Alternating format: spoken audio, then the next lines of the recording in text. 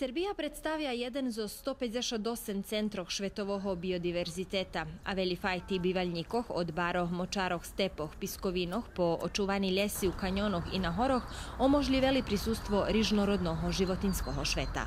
Prave pre totu rižnorodnost po svojih prirodnih karakteristikoh Srbija Evropa u malim, zos ekosistemami od submediteranskoho po subarktični tip, a najznačnejši časci prirodnoho skarbu prehlašeni za zaščiceni područja. Hviljkovo ih jest 463, a tvorja 6,53% teritoriji Srbiji. Dzen zaštiti prirodi 11. april, dzen kotri ma nacionalne značenje, a označuje še od 2009 roku. Jeden zo značnih problemov u zaščicenih područjoh vyvoluju bespravno podzvihnuti objekti kotri zagrožuju kvalitet životnog stretku, prirodni i kulturni vrednosci.